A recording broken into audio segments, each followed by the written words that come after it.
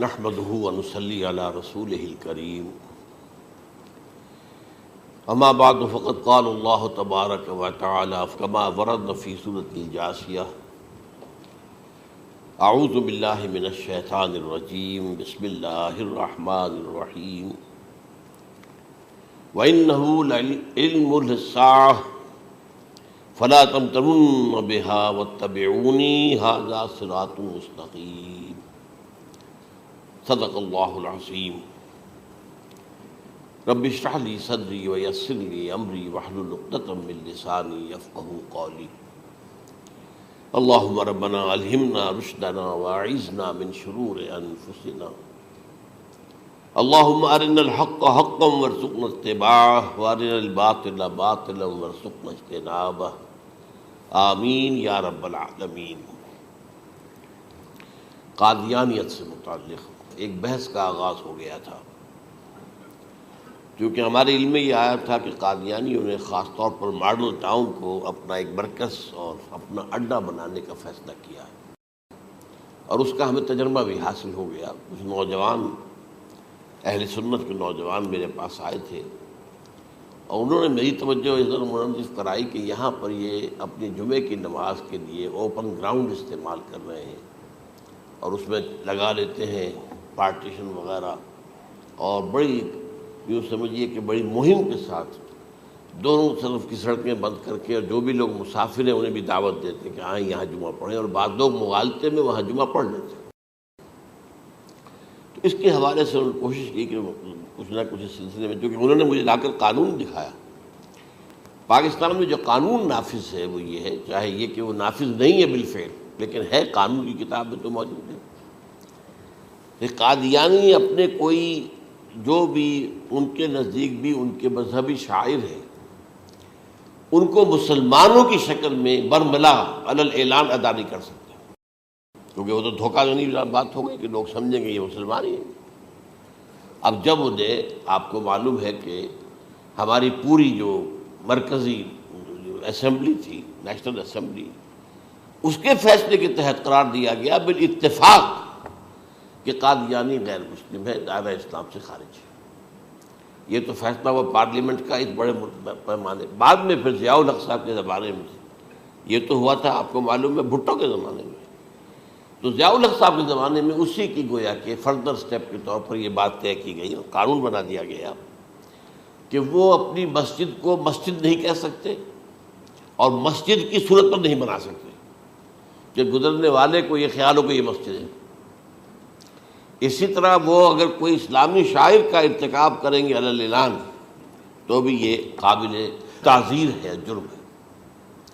وہ اپنے کئی احاطوں کے اندر، اپنے گھروں کے اندر جو چاہیں کریں، لیکن کھلے میدان میں آ کر جو شاعر اسلامی باہر، ان لوگوں نے سب کچھ اڈاپٹ تو کر رکھا ہے۔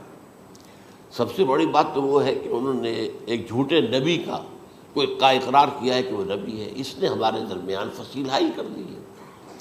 اب جو اس کو مانتے ہیں ان کے نزدیک ہم کافر ہیں۔ آپ کو معلوم ہے کہ یہ میں بیان کر چکا ہوں کہ حالانکہ قائد اعظم کا کتنا بڑا احسان تھا کہ چودھری ظفر اللہ خان کو انہوں نے فارن منسٹر بنایا پاکستان کا، لیکن جب ان کا انتقال ہوا ہے قائد اعظم کا تو اس کی جنازے کی نماز میں شریک نہیں ہوا، وہ شخص موجود رہا۔ جو دوسرے ممالک کے سفراء آئے ہوئے تھے، ظاہر بات ہے وہ مسلمان تو نہیں تھے، کوئی عیسائی تھے یا کوئی اور تھے، ہندو تھے، بدھ تھے، جو بھی تھے۔ اب چونکہ قائد اعظم کا انتقال تھا ایک مملکت کے صدر کا، تو وہ لوگ سبھی موجود تھے، لیکن ظاہر ہے کہ وہ نماز میں شریک نہیں ہوئے، وہ مسلمان تو نہیں تھے۔ ان کے ساتھ کھڑا رہا یہ شخص، اس نے یہ بات، اور جب اس سے پوچھا گیا کہ تم شریک کیوں نہیں ہو تو اس نے کہا دیکھو بھائی، مجھے یا تو مسلمان سلطنت کا کافر وزیر سمجھ لو یا کافر سلطنت کا مسلمان وزیر سمجھ لو۔ میرے نزدیک یہ کافر سلطنت ہے، میں اس کا مسلمان وزیر ہوں کیونکہ میں قادیانی ہوں۔ اب تمہارے نزدیک یہ اسلامی مملکت ہے تو میں کافر ہوں، پھر میں اس کی نماز کیسے پڑھوں؟ تو بہرحال ان چیزوں کی وجہ سے جو دھوکہ دینے والا معاملہ ہو گیا، ورنہ کوئی اور لوگ ہوں یہاں پہ، ہمیں ان سے تعارض نہیں ہے۔ عیسائی بھی ہیں، اپنی تبلیغ کرتے ہیں، کوئی خلاف ان کے رد عمل نہیں ہوتا، الا یہ کہ کہیں یہ واقعہ پیش آ جائے یا کوئی یعنی خام خواہ کو شوشہ کوئی شرارتی لوگ اٹھا دیں کہ انہوں نے قرآن کی یہ جو ہے بے حرمتی کی ہے، تو یہ تو پھر تحقیق سے معلوم ہو سکتا ہے کہ واقعتاً کی تھی کہ نہیں کی تھی۔ لیکن ایک وقت میں جو اس پر تو ان کا احتجاج ہوتا ہے، لیکن یہ کہ ان کے جو ہے چرچ ہے ان کی ساری اور تبلیغ ان کی ہو رہی ہے اور بڑھ بھی رہی ہے تعداد ان کی، لیکن اس کے خلاف کوئی رد عمل تو ہمارے یہاں نہیں۔ تو یہ ہے اصل میں وہ بات۔ تو اس پر جو گفتگو شروع ہوئی تھی میں آج اس کی تکمیل کرنے جا رہا ہوں۔ حضرت عیسیٰ علیہ السلام کی دوبارہ آمد کا تعلق ہے، اس کے ضمن میں قرآن مجید میں جو نص قطعی ہے وہ نص قطعی یہ ہے اِنَّهُ لَعِلْمٌ لِلسَّاعَةِ فَلَا تَمْتَرُنَّ بِهَا۔ حضرت عیسیٰ کا ذکر ہوا ہے سورہ جاسیہ میں، اور وہاں فرمایا گیا ہے کہ یہ عیسیٰ کا دوبارہ آنا قیامت کی علامت ہوگا، یعنی کہ اب قیامت بالکل قریب آ گئی ہے۔ اِنَّهُ لَعِلْمٌ لِلسَّاعَةِ، علم حاصل ہوگا ان کی دوبارہ آمد پر کہ اب قیامت جو ہے وہ سر پر آ گئی ہے۔ اچھا، اس کے ایک اور جو ہے ذرا بالواسطہ دلائل جو قرآن مجید میں آئے ہیں، ایک ان میں سے یہ ہے کہ سورہ آل عمران میں جہاں حضرت مریم کو بشارت دے رہا تھا فرشتہ کہ آپ کے ہاں ایک بیٹا ہوگا، وہ بڑی حیران تھی کہ میرے ہاں کیسے بیٹا ہو جائے گا، ماں کن تو بغیہ، میں تو کوئی بدکار عورت تو نہیں ہوں، نہ میری کوئی شادی ہوئی ہے ابھی۔ تو اس میں جو باتیں بیان کی تھی فرشتے نے، وہ جو بیٹا ہوگا اس کی کیا شان ہوگی، اس میں یہ الفاظ بھی آتے ہیں وَيُكَلِّمُ النَّاسَ فِي الْمَهْدِ وَكَهْلًا، وہ باتیں کرے گا، لوگوں سے گفتگو کرے گا جبکہ وہ پنگھوڑے میں ہوگا، بچہ ہوگا، گود میں ہوگا، اور کہل کے وقت، کہل کہتے ہیں جب آدمی عمر میں جو ہے 40-45 کا کسی بھی اوپر ہو جائے، آپ پہلے طفل کہتے ہیں پھر جوان کہتے ہیں، عربی زبان میں شاب کا لفظ آتا ہے، بہت جوان، بڑی اچھی صحت میں ہے، اس کے بعد پھر ظاہر بات ہے ڈھلوان شروع ہوتی ہے، یہ کہل ہے۔ جب بڑھاپے کے آثار شروع ہوتے ہیں، بال سفید ہونے شروع ہوتے ہیں، تو یہ کہل، قبول۔ اب سوال یہ ہے اس گھوڑے میں بات کر دیں، یہ تو معجزہ ہے، لہذا اس کا ذکر یہاں پر مناسب ہے۔ یہ بڑے ہو کر بات کرنے کی کیا ضرورت تھی کہنے کی، وہ تو سبھی کرتے ہیں انسان، یہ اسی لیے کہ معلوم ہو کہ کہولت بھی انہیں آئے گی یار، حالانکہ آپ کو معلوم ہے سب مانتے ہیں، عیسائی بھی مانتے ہیں، سب مانتے ہیں، 33 برس کی عمر میں انہیں اٹھا لیا گیا، اس دور میں تو کہولت آئی نہیں، اس لیے قرآن ذکر کر رہا ہے۔ اور یہ بات جو ہے دوسری مرتبہ آئی ہے یہ سورہ المائدہ میں آیت نمبر 110، وَتُكَلِّمُ النَّاسَ فِي الْمَهْدِ وَكَهْلًا، صرف یہ ضمیر کا فرق ہے، وَيُكَلِّمُ النَّاسَ فِي الْمَهْدِ وَكَهْلًا، اور وَتُكَلِّمُ النَّاسَ فِي الْمَهْدِ وَكَهْلًا یہ ہے جب قیامت کے دن اللہ تعالیٰ حضرت عیسیٰ سے سوال کریں گے، اے عیسیٰ ابن مریم، کیا تم نے میری اجازت سے اور میری تائید سے یہ معجزے نہیں دکھائے، یہ معجزے نہیں دکھائے، میں نے تم پر یہ فضل نہیں کیا؟ اور یہ گویا کہ بالواسطہ عیسیٰ کے ماننے والوں سے خطاب ہے کہ اللہ تعالیٰ کے کتنے بڑے بڑے احسان ہوئے، اور اسی میں تم بات کرتے تھے لوگوں سے پنگھوڑے کے اندر بھی اور کہولت کی عمر میں بھی، تو یہ کہولت کی عمر کب آئی؟ حضرت عیسیٰ علیہ السلام۔ تو اس کے بغیر تو ممکن ہی نہیں ہے کہ وہ دوبارہ دنیا میں آئیں، پھر ان کے اوپر وہ عمر آئے اور اس عمر کے اندر بھی وہ بات کریں گے۔ تو یہ میرے نزدیک قرآن مجید کے اندر دلائل ہیں اس چیز کے کہ حضرت عیسیٰ علیہ السلام کی دوبارہ جو ہے آمد ہوگی۔ اب اس ضمن میں چاہتا ہوں کہ آج خاص طور پر جو الساعہ کی اور جو علامتیں قرآن میں آئی ہیں، یہ ضمنی مضمون ہو جائے گا، لیکن بہرحال یہ بھی ایک معلوماتی مضمون ہے کہ ایک تو یہ قیامت کی بڑی نشانیوں میں سے حضرت عیسیٰ کا دوبارہ آنا، اور کیا کیا جو ہے باتیں بیان ہوئی ہیں وہ ذرا غور سے سن لیجیے۔ پہلی بات میں نے ہلکا سا حوالہ دیا تھا، ہم تو ایک لفظ قیامت بولتے ہیں، وہ قیامت جو ہے اتنا ہمارے نزدیک جامع لفظ ہے کہ جس میں وہ بھی جو زلزلۃ الساعہ آئے گا وہ بھی ہے، پھر جو نفخ روح نفخ ساق ہوگا وہ بھی ہے، لیکن قرآن مجید سے معلوم ہوتا ہے کہ یہ الساعہ ہے، وہ گھڑی جس دن کے یہاں قیامت برپا ہوگی، زلزلہ آئے گا، شدید ترین حالات آئیں گے، فوری طور پر تمام انسان مر نہیں جائیں گے۔ جو ہے اس کا نقشہ جو کھینچا گیا ہے، یا ایھا الناس اتقوا ربکم ان زلزلۃ الساعۃ شیء عظیم یوم ترونها تذہل کل مرضعۃ عما ارضعت وتضع کل ذات حمل حملها وتری الناس سکارى وما هم بسکارى ولکن عذاب اللہ شدید. اے لوگوں ڈرو، اللہ کا تقوی اختیار کرو، اس لیے کہ قیامت کا زلزلہ بہت سخت شے ہے، بہت بھاری ہے. ان زلزلۃ الساعۃ شیء عظیم. جب پہاڑ چل رہے ہوں گے اور جو ہے انسان جو ہیں گے وہ جس طرح پروانے ہوتے ہیں، پتنگے ہوتے ہیں، ایسے اڑ رہے ہوں گے انسان. اور اس میں یہ بھی حال ہوگا کہ لوگ جو ہے ہر جو دودھ پلانے والی ہے وہ اپنے بچے کو بھول جائے گی. ظاہر بات ہے کہ اپنی پڑی ہوئی ہے مصیبت. حالانکہ سب سے زیادہ محبوب ترین شے دنیا میں اس سے اونچی محبت نہیں ہو سکتی جو ماں کو اپنے دودھ پیتے بچے سے ہوتی ہے. انہیں بھول جائے. تذہل کل مرضعۃ عما ارضعت. اور تمہیں ایسا محسوس ہوگا کہ لوگ کسی نشے کی کیفیت میں ہیں، یعنی وہ بدحواس ہیں، بدحواس ہو گئے، لیکن یہ کہ وما ہم بسکارى، اور وہ مدہوش نہیں ہوں گے. ولکن عذاب اللہ شدید. تو یہ ہے زلزلۃ الساعہ، وہ ایک خاص وقت جو ہے، ایک خاص گھڑی جس میں کہ یہ ہونا ہے. اس کے علاوہ قرآن مجید میں القارعہ القارعہ وما ادراک ما القارعہ یوم یکون الناس کالفراش المبثوث وتکون الجبال کالعہن المنفوش. اب یہ کیا ہے؟ یہ نقشہ ہے قیامت. یہ الساعہ، القارعہ الساعہ. اسی کے ساتھ قرآن میں آتا ہے الواقعہ اذا وقعت الواقعۃ لیس لوقعتها کاذبہ. تو یہ خافضۃ رافضہ، یہ الفاظ سورہ واقعہ میں ہے. اسی طریقے سے اور جو ہے الحاقہ ما الحاقہ وما ادراک ما الحاقہ. یہ تمام جو الفاظ قرآن مجید میں آئے ہیں یہ آئے ہیں الساعہ کے لیے، قیامت کے لیے نہیں. قیامت میں بعد میں بتاؤں گا آپ کو. چنانچہ 3 نفخے ہیں جو قرآن سے ثابت. نفخ فی الصور، اور اس نفخ فی الصور کا یہ عالم ہوگا یوم ینفخ فی الصور ففزع من فی السماوات ومن فی الارض الا من شاء اللہ. جس دن پھونکا جائے گا سور میں، اور اس وقت صورتحال یہ ہو جائے گی کہ جو بھی آسمانوں میں ہے، زمین میں ہے، سخت پریشانی اور سخت پشیمانی اور ایک طرح کے مرعوبیت اور خائف ہو کر رہ جائیں گے، الا ان کے کہ جن کو اللہ چاہے. اس کے کوئی ملائکہ مقربین ہوں گے. من فی السماوات فی الارض ہے، اس کے ساتھ ہی یہ کہہ دیا گیا ہے. لیکن یہ باقی پورے لوگوں کے اوپر، پوری مخلوقات کے اوپر ایک جو ہے گھبراہٹ کی کیفیت طاری ہو جائے گی. تو یہ ہے پہلا فضا. دوسرا فضا کیا ہے؟ فضا صعق. صعق کہتے ہیں آدمی کا بے ہوش ہو جانا. یہ دوسری مرتبہ جب سور پھونکا جائے گا وَنُفِخَ فِي الصُّورِ فَصَعِقَ مَن فِي السَّمَاوَاتِ وَمَن فِي الْأَرْضِ إِلَّا مَا شَاءَ اللَّهُ.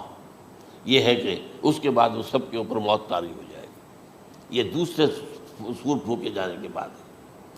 پھر ثُمَّ نُفِخَ فِيهِ أُخْرَى، پھر ایک مرتبہ اور سور پھونک ماری جائے گی. یہ تیسرا ہو رہا ہے.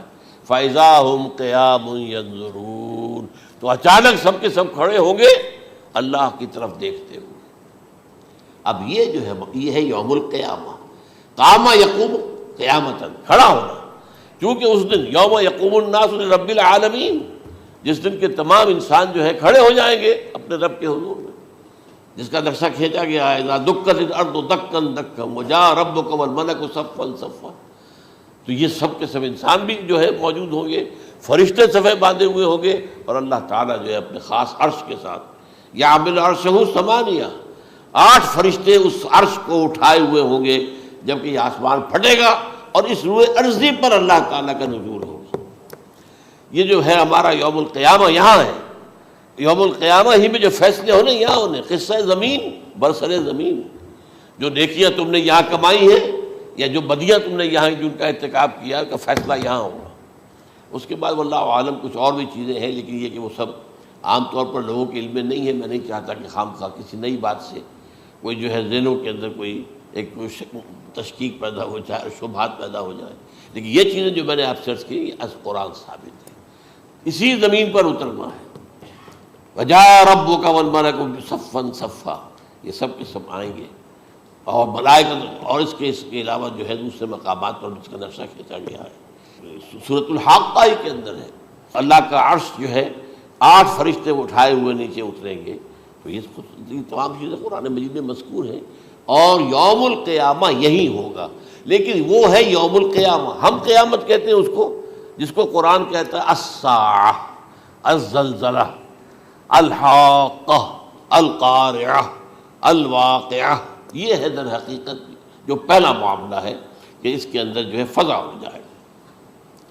اب دیکھیے جو علامات قیامت احادیث میں آئی ہیں وہ میں آج آپ کو سنا رہا ہوں۔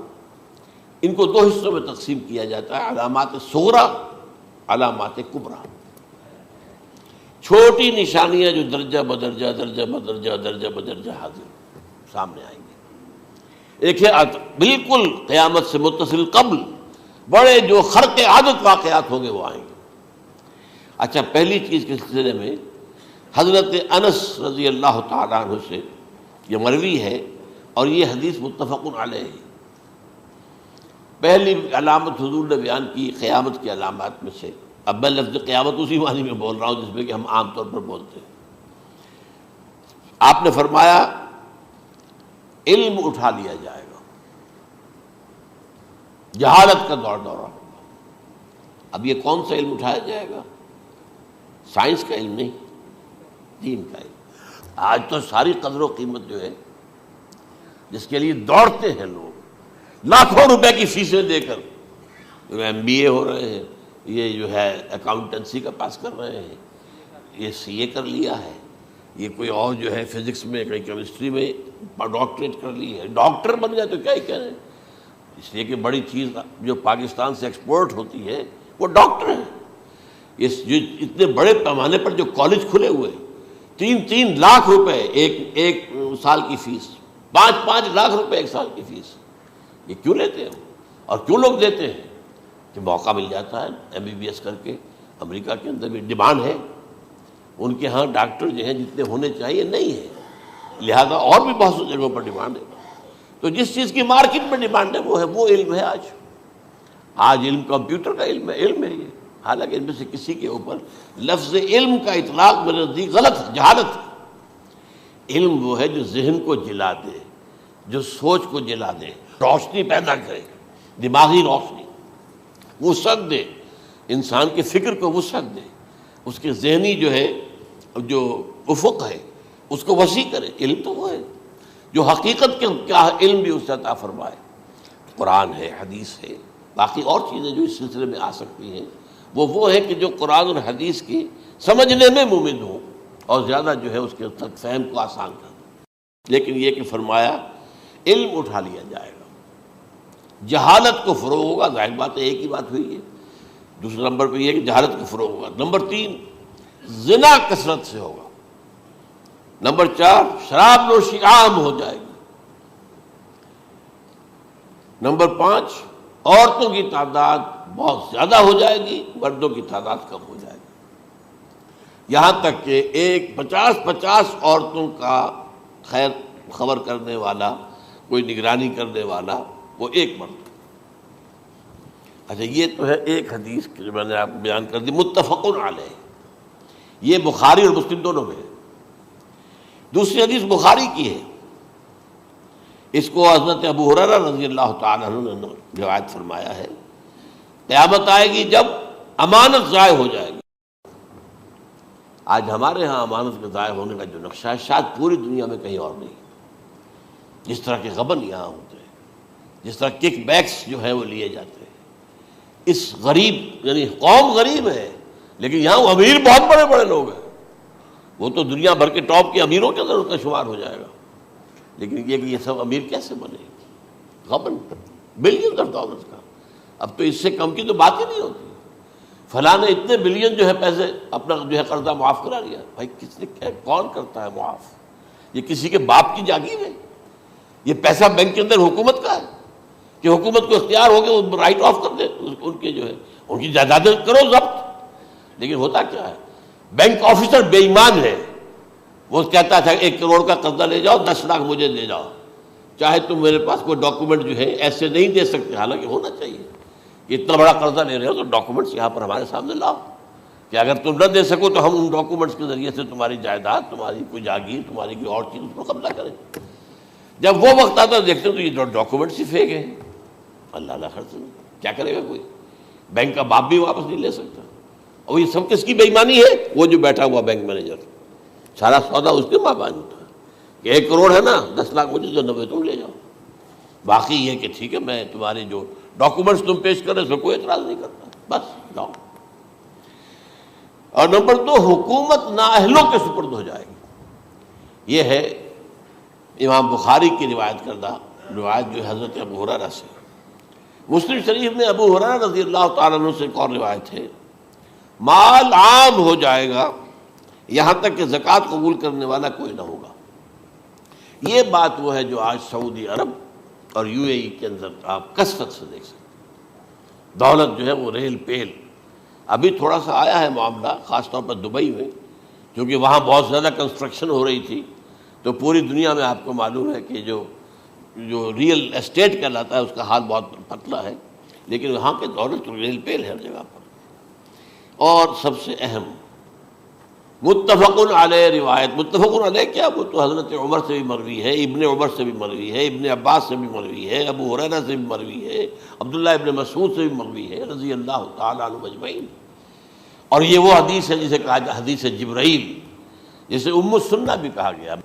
اس میں جو آخری سوال کیا حضرت جبرائیل نے حضور سے، چوتھا، پہلا یہ تھا کہ اسلام کیا ہے مجھے بتائیے، ایمان کیا ہے، اس کی حقیقت کیا ہے یہ مجھے بتائیے، تیسرا احسان کیا ہے یہ بتائیے، چوتھا یہ کہ قیامت کے بارے میں بتائیے کب ہوگی.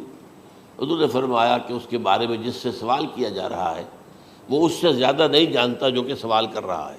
اب اس کے کئی مفہوم ہو سکتے ہیں کہ بہرحال یا تو حضرت، چونکہ بعد میں معلوم ہوا کہ حضور نے پہچانا نہیں کہ یہ جبرائیل ہے، بلکہ جب سوال جواب ہو کر وہ چلا گیا شخص تو اچانک حضور کے ساتھ ذرا ردو ہو ہی لیا، ذرا بلانا اس کو دوبارہ لانا.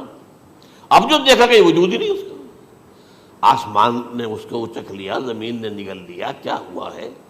پھر آپ نے یہ جبرائیل تھے جو تمہیں تمہارا دین سکھانے آئے تھے جبکہ تم سوال نہیں کر رہے ہو.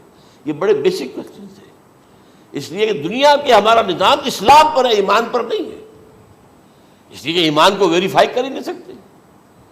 کیسے پتا ہوگا اس میں ایمان ہے یا نہیں ہے؟ کوئی آلہ نہیں ہے، کوئی الیکٹروکارڈیوگرام ابھی تک ایسا نہیں ہے، کوئی جو ہے اور جو طریقے چل رہے ہیں وہ تو ان کے ذریعے سے یہ تو نہیں معلوم ہو سکتا ایمان ہے کہ نہیں. لہذا یہاں کا سارا نظام اسلام پر ہے، شہادت اللہ الہ الا اللہ وان محمد رسول اللہ. پھر ایک نظام بنا دیا، وہ اقام الصلاۃ و ایتاء الزکوٰۃ و صوم رمضان و حج البیت. اس میں بھی یہ ہے کہ اگر کوئی نماز کو نہیں مانتا تو کافر ہوگا، لیکن نماز پڑھتا نہیں ہے تو کافر نہیں ہے، فاسق ہے، فاجر ہے، گناہ گار ہے، کمزور مسلمان ہے. اس طرح زکوٰۃ کا منکر ہو جائے گا تو وہ کافر ہوگا، لیکن زکوٰۃ دے نہیں رہا ہے تو یہ گویا کہ گناہ گاری ہے، کمزوری ہے.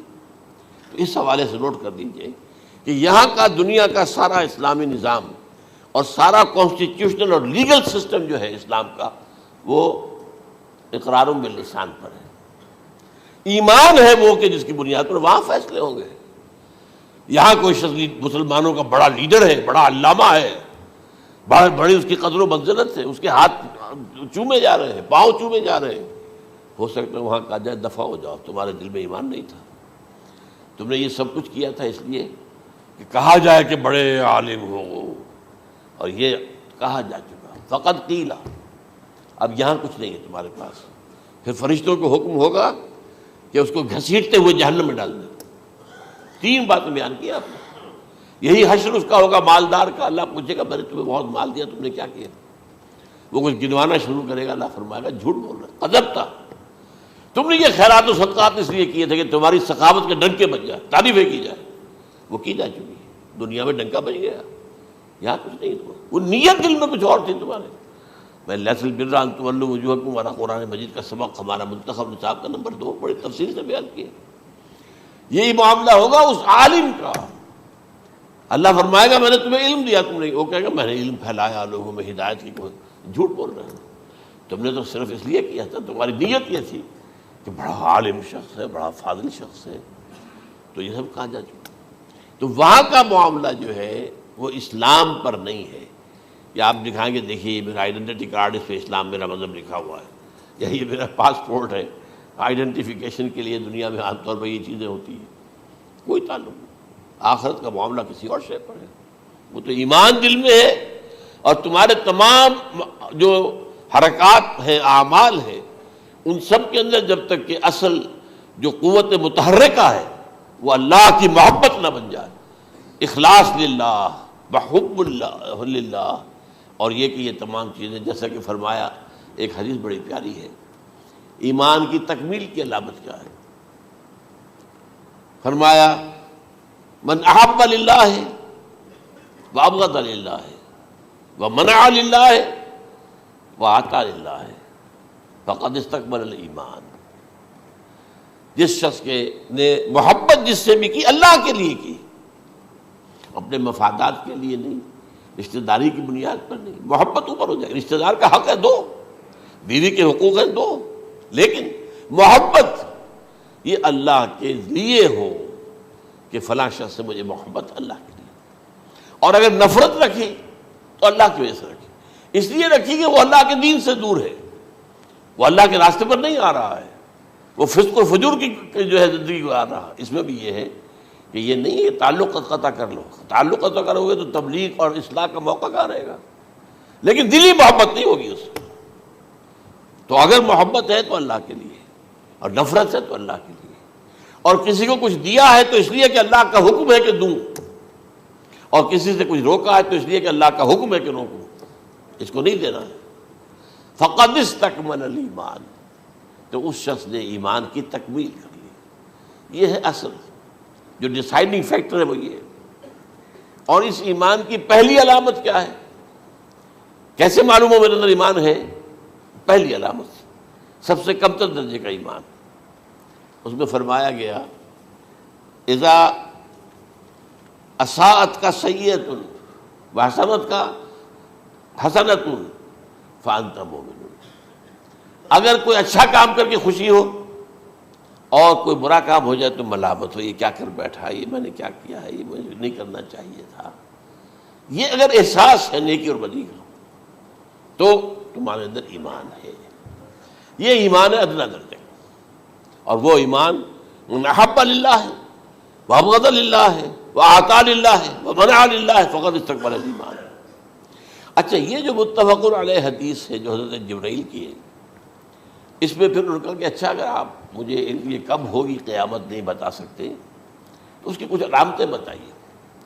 یہ بڑی عظیم تھا، کیونکہ یہ تو تمام احادیث کے اندر میں نے عرض کیا نا کہ سب سے زیادہ صحابہ سے منقول ہے، اور آپ نے فرمایا کہ جب لونڈی اپنی مالکہ کو جنے گی اور تم دیکھو گے کہ ننگے بدن ننگے پیر بھوکے ننگے بھیڑوں اور بکریوں کو چرانے والے اونچی سے اونچی عمارتیں بنانے میں ایک دوسرے کا مقابلہ کریں گے۔ اذا تلد الامۃ ربتها، کیا بات ہے، یہ خاص الفاظ کیوں کہے گئے؟ اولاد والدین کے سامنے دب کر رہتی تھی، کبھی سینہ تان کر بات نہیں کرتے تھے، ٹھیک ہے کوئی بات آپ مان نہیں سکتے، ابا جان یہ بات تو میں نہیں کر سکتا، یا فرض کیجئے کہ وہ آپ کو کسی نیکی سے روک رہے ہیں، کہ دینی کام سے روک رہے ہیں، ابا جان یہ تو میں نہیں کروں گا، یہ تو دین کا فرض ہے، یہ کہیں آپ اور ڈٹ کر کہیں اور جمیں اس پر، لیکن یہ کہ کوئی سرکشی کا انداز نہ ہو، ایسا نہ ہو کہ اپنے جناب سینے کو تان کر کے کھڑے ہو جائے، میں نہیں کروں گا، یہ نہیں، یہ غلط ہو جائے۔ اچھا، اولاد میں بیٹی جو ہوتی تھی وہ زیادہ سبارڈینیٹ، سبمسیو، بات ماننے والی، کہیں بھی سر اونچا نہ کرنے والی، اور آخری دور میں کیا ہوگا، بیٹیوں سے مائیں ڈریں گی، انہیں ٹوک نہیں سکتی کسی بات پر، پتہ نہیں کیا بک دے گی، کیا بکواس کر دے گی۔ یہ تو ہمارے ہاں ہو گیا ہے، باہر کیا ہے وہ تو آپ یہ بھی نہیں پوچھ سکتے، آپ کی 13 برس کی لڑکی آئی ہے رات کو 1 بجے، نہیں پوچھ سکتے کہاں رہی ہو، یہ رات کہاں گزاری، پوچھ ہی نہیں سکتے، یہ پوچھنا بھی جرم ہے۔ اپنے چھوٹے بچے کو آپ نے ایک تھپڑ مار دیا، تہذیب ہے، سکھانا ہے، غلط کام کیا ہے، اس کی سرزنش ہو رہی ہے، فوراً وہ اگر ایک فون کر دے گا پولیس آئے گی، بچے کو لے جائے گی، اسے لا کر کہیں اور جو ہے ڈپازٹ کرے گی، اور آپ پر مقدمہ چلے گا، آپ کو اس کی سزا بھگتنی ہوگی۔ ظاہر بات ہے کہ پھر وہاں سرکشی کا کیا عالم ہوگا، پھر اولاد کہاں سر جھکائے گی، کس درجے میں جھکائے گی، اس کی تربیت عثمانی میں ہوئی نہیں، تو ان تلد الامۃ ربتہا، گویا کہ بیٹی کے نزدیک ماں جو ہے وہ ایسی ہو جائے گی جیسے لونڈی، گویا کہ لونڈی نے ایک اپنی مالکہ کو جنم دیا ہے، بیٹی مالکہ بن جائے گی اور ماں جو ہے لونڈی بن جائے گی، اور دولت کی ریل پیل کا ابھرتا دکان، یہ جو بھوکے ننگے اور مفلس، کیا حال تھا 100 برس پہلے، انہیں کھانے کو کچھ نہیں ملتا تھا، یہ مشرقی ساحل پر تھے، یہ سوائے یہ کہ مچھلیاں پکڑ لی اللہ خیر اللہ وہ کھا لی، یا کہیں ان کو بیچ دیا، کوئی بنڈی لگ گئی، بنڈی لگ جاتی تھی وہاں، اور کیا تھا۔ اور مغربی ساحل پہ کیا ہوتا تھا، ساری ان کی معیشت حج کے گرد گھومتی تھی، حاجی آئے ہیں خریداریاں کر رہے ہیں، اور آپ کو معلوم ہے پوری دنیا سے مال پہلے بھی پہنچتا تھا وہاں، آپ کو جو ہے ہر ملک کے ہر کونے کا پھل وہاں مل جائے گا آج بھی۔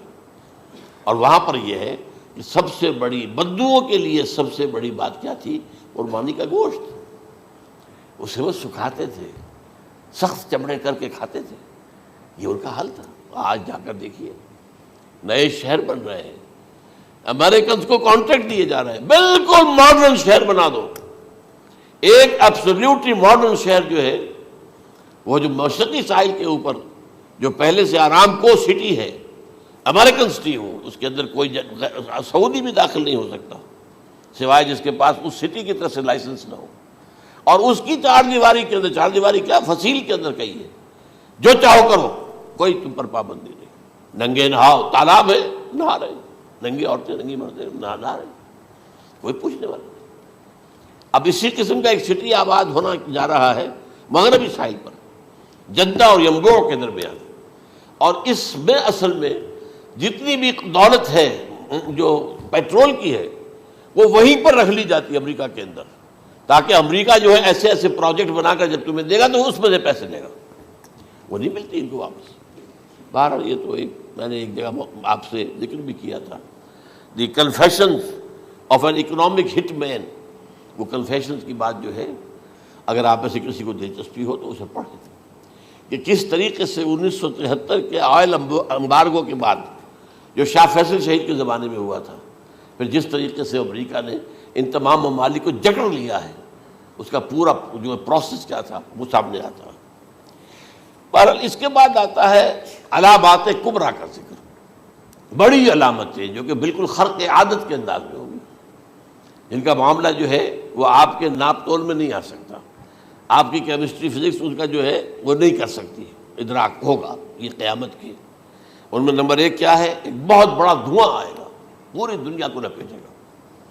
نمبر 2 دجال کا ظہور ہوگا، جو اپنی خدائی کا دعویٰ لے کر آئے گا اور بنوائے گا، اس کے ہاتھ میں ہو جائیں گے، قبضے میں ہو جائیں گے سارے ذرائع پیداوار کے، اس کی طرف بھی پہلا قدم اٹھ چکا ہو، ٹرپس کے نام سے معاہدہ ہو چکا ہے، کوئی ملک اپنا بیج پیدا نہیں کر سکتا، یہ بیج ہم نے ڈیولپ کیے ہیں، ان کے ڈیولپمنٹ سے پہلے تم ایک ایکڑ سے کتنی گندم لیتے تھے، آج کتنی لے رہے ہو، کس بنا پر؟ جینیٹکس کا جو کام ہم نے کیا ہے اس کی بنا پر ہو رہا، ہاں تو ہمارا حق ہے، اس کی رائلٹی ہمارے پاس آنی چاہیے، لہذا صرف ان اداروں سے ملٹی نیشنل سے خریدا جائے گا بیج، اور بیج بھی وہ دیں گے وہ کہ جس سے جو فصل اگے گی وہ بیج نہیں لا سکتے، وہ بیج کا کام نہیں کر سکتے۔ جیسے آپ کو معلوم ہے کہ آپ کے ہاں جو گوشت کھایا جاتا ہے مرغے کا، تو مرغا وہ جو ہے اس میں مرغا ہو یا مرغی ہو، اس کے اندر کوئی وہ کیفیت ہی نہیں ہے، ان کے انڈے جو ہے ان سے آپ بچے حاصل نہیں کر سکتے، ہے تو انڈا، دیکھنے کو تو انڈا ہے لیکن وہ بنڈا جو ہے اس سے بچہ تو نہیں حاصل کر سکتے۔ ایسے ہی وہ گندم کا بیج دیں گے، نظر آئے گی گندم، لیکن اس کے اندر وہ صلاحیت نہیں ہے کہ اس سے جو فصل اگے گی اس کا نتیجہ جو ہے وہ بھی آپ لے سکیں، یہ ہونا ہے، اللہ جانے، قدم اٹھ رہے ہیں ادھر۔ پھر یہ ہے کہ دابۃ الارض، زمین سے ایک حیوان نمودار ہوگا، زمین شق ہوگی۔ ابھی میں کہہ رہا ہوں خرق عادت ہے، یہ چیزیں وہ نہیں ہیں جو ہماری کسی حساب کتاب میں جو باتیں پہلے آئی ہیں وہ تو حساب کتاب میں آ رہی ہیں، ساری سمجھ میں آ رہی ہیں، ساری چیزیں مشاہدہ ان کا ہو رہا ہے، لیکن یہ ہے کہ دابۃ الارض، یہ کہتے ہیں کہ کوہ صفا، اس میں تو نہیں ہے حدیث میں، کوہ صفا پھٹے گا اور اس میں سے ایک حیوان دابہ وہ ظاہر ہوگا، تو اسی لیے فرمایا ہے وَإِذَا وَقَعَ الْقَوْلُ عَلَيْهِمْ أَخْرَجْنَا لَهُمْ دَابَّةً مِّنَ الْأَرْضِ تُكَلِّمُهُمْ، تو ہم اندر سے پیٹ کے چیر کر زمین کے پیٹ کو ایک حیوان کو برآمد کریں گے جو انسانوں سے بات کرے گا، گفتگو کرے گا۔ نمبر 4، طلوع الشمس من المغرب، یہ بھی خرق عادت، سورج تو طلوع ہوتا ہے مشرق سے، غروب ہوتا ہے مغرب میں، لیکن اس وقت معاملہ الٹا ہو جائے، یعنی جو کائنات کے اندر جو گڑبڑ ہوگی کچھ سمجھ میں بات آتی ہے کہ یہ معاملہ جو ہے یہ تو اس پورے سولر سسٹم کو اگر بدل دیتے ہیں تو مشرق مغرب ہو جانا، مغرب مشرق ہو جانا، یہ سمجھ میں آنے والی بات ہے۔ اس کے بعد ہے عیسیٰ ابن مریم کا نزول، جس کے بارے میں آج میں نے گفتگو کی ہے تفصیل سے۔ یہ نزول ہونا ہے، یہ علامات قیامت میں سے حضور نے بیان فرمایا ہے، اور قرآن مجید کی جو اصطلاحات ہیں اس کے حوالے سے میں نص قطعی جو ہے وہ میں آپ کے سامنے رکھ چکا ہوں۔ پھر یاجوج ماجوج کا ایک معاملہ ہے، یہ میں ابھی اس وقت زیادہ اس پر بات نہیں کر سکتا۔ حضرت عیسیٰ علیہ السلام کے نزول کے بعد 2 کام ہوں گے، یہودیوں کا قلع قمع ختم، تمام یہود، ایک کام تو یہ ہونا ہے، اور نمبر 2 عیسائیت کا ختم ہو جانا۔ عیسائیت کی نفی کر دیں گے، بھائی تم مجھے خدا کا بیٹا بنائے بیٹھے ہو، میں تم خدا کا بیٹا نہیں ہوں، میں تو اس کا بندہ ہوں، رسول ہوں، میں نے تم سے کب کہا تھا کہ مجھے خدا کا بیٹا بناؤ۔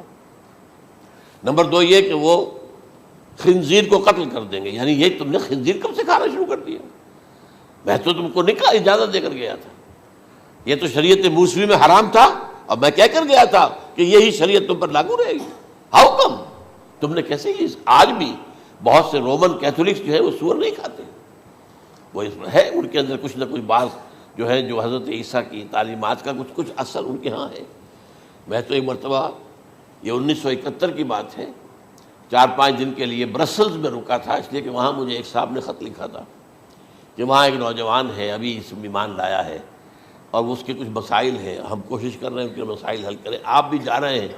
میں انگلینڈ جا رہا تھا تو واپسی پر آپ ان کے ہاں چند دن ٹھہرے، میں حیران ہوا، ویسے اس نے مجھے اپنے گھر ٹھہرایا نہیں، اس لیے کہ ماں باپ تو اس کے کرسچن تھے، اور پولیس کا چیف آفیسر اس کا باپ تھا، چیف آف پولیس فورس۔ اس نے مجھ سے 1 دن کھانے پہ بلایا، میں ہوٹل میں ٹھہرایا مجھے، اس نے کہا آپ اطمینان سے یہاں کھانا کھائیں، اس گھر میں نہ آج تک کوئی شراب کی بوند آئی ہے اور نہ ہی کوئی بوٹی آئی ہے سور کی۔ رومن کیتھولکس، اب اکلوتا بیٹا تھا یہ، عبدالعزیز نے بعد میں نام رکھا، وان کینٹر اس کا نام تھا جو کہ اوریجنل تھا، پھر اس نے نام رکھا عبدالعزیز وان کینٹر، پرانا نام بھی بہرحال رکھا۔ نہایت خوبصورت، 28 سال کی عمر تھی، اور اس وقت میں نے دیکھا تھا کہ اس کی فقہی معلومات جو ہے میری معلومات سے 10 گنا زیادہ۔ اس کی وجہ کیا ہے؟ وہ گیا تھا موراکو میں ایز اے ٹیچر ملازمت کرنے، پیسہ کمانے، وہاں وہ مسلمانوں سے اس کا ہوا ربط ضبط ہوا، اسلام کی تعلیمات سامنے آئی، اسلام لے آیا، اب اکلوتا بیٹا ہے، اور ماں باپ جو ہے کرسچن کیتھولکس۔ جب وہاں سے واپس آیا تو پھر کہتے ہیں کہ ہمارے درمیان ایک معاہدہ ہے، وی آر لیونگ ٹوگیدر، لیکن یہ معاہدہ ہے ہم مذہب پہ بات نہیں کریں گے، بس باقی جو بھی ہے وہ ساتھ رہ رہے ہیں۔ لیکن میں حیران ہوا، مجھے معلوم نہیں تھا۔ اچھا، اس کے بعد اس نے جب اسلام کا فیصلہ کیا تو اس کے سامنے سوال آیا کون سی فقہ اختیار کروں، تو اس نے بڑی جو ہے تھورو اسٹڈی کی ہے تمام فقہوں کی، کمپیریٹو اسٹڈی، ان کو کرنے کے بعد پھر فائنل فیصلہ اس کا یہ تھا کہ حنبلی فقہ میں اختیار کروں گا۔ 4 فقہوں میں سب سے لیٹسٹ حنبلی ہے، یعنی حنفی نمبر 1، پھر مالکی نمبر 2، پھر اس کے بعد شافعی نمبر 3، پھر یہ امام احمد ابن حنبل ہے۔ اور امام احمد ابن حنبل کے زمانے تک احادیث بہت بڑے پیمانے پر جمع ہو چکی تھی، جبکہ ابھی حضرت امام ابو حنیفہ کے زمانے میں کوئی اتنا زیادہ جو ہے حدیث کا بھی ذخیرہ نہیں بنا تھا۔ اسی پر تو لوگ حیران ہوتے ہیں کہ زیادہ حدیث امام ابو حنیفہ کے علم میں نہیں تھی، لیکن مجال ہے کہ ان کا کوئی فتویٰ جو ہے کتاب و حدیث کے، کتاب اور سنت کے خلاف ہو۔ اگرچہ انہوں نے صاف کہا کہ اگر تم پاؤ کوئی ایسی سچی حدیث، پختہ حدیث جو میری کسی رائے کے خلاف ہو تو میری رائے کو دیوار پر دے مارنا اور اس صحیح حدیث کا پیروی کرنا۔ لیکن ویسے اس کے بعد یہ کمال یہ ہے کہ بہت ہی کوئی شاذ معاملہ ہے کہ جس میں ان کا کوئی فتویٰ وہ کتاب و سنت کے منافی ہو یا سنت کے منافی ہو. کتاب پہ تو سوال پیدا نہیں ہوتا، کتاب تو ساری ان کے سامنے موجود تھی. اس کے بعد یہ ہے کہ یاجوج ماجوج، اصل میں بتا رہا تھا آپ کو کہ جب عیسائیت بھی ختم ہو گئی، یہود ویسے ختم ہو گئے، استیصال ہو گیا، جڑ کٹ گئی، اب عیسائیت گویا کہ اسلام میں ضم ہو گئی. عیسائیت مذہب ختم، یہودی خود ختم. اب یہ طاقت کتنی ہو جائے گی؟ تقریباً 2/3 دنیا آ گئی. تمام اب عیسائی 2 ارب کے قریب ہیں، 1 ارب 90 کروڑ ہوں گے، یا مسلمان بھی 1 کروڑ 50-60 لاکھ ہیں. دونوں کو جوڑ لیجیے کتنے ہو گئے؟ 6 ارب کل آبادی ہے.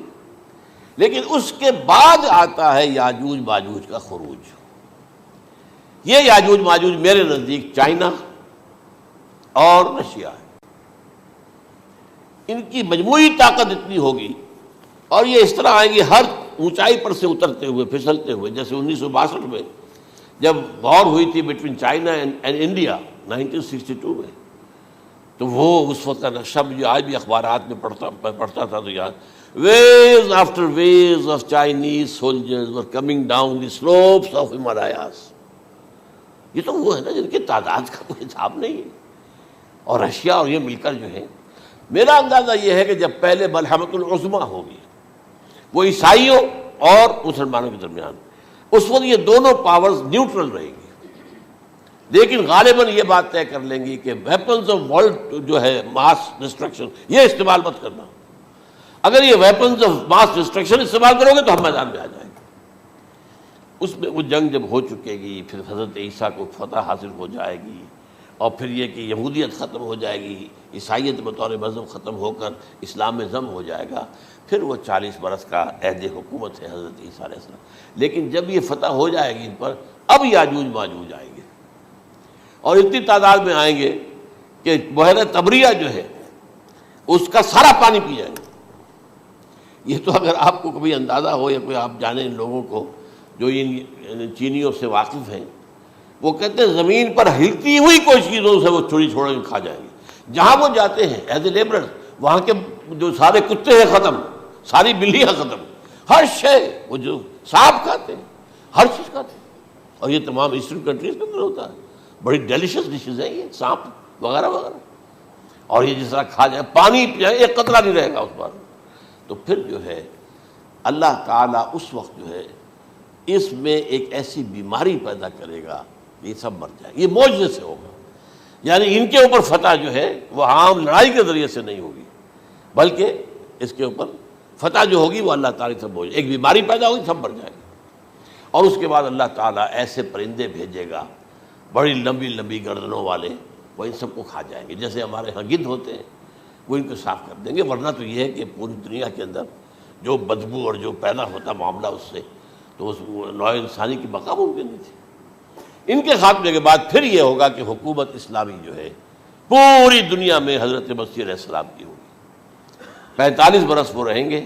اسی میں وہ کہلن بھی آ جائے گا، وہ فی المہد و کہلن جو میں نے شروع میں بیان کیا تھا.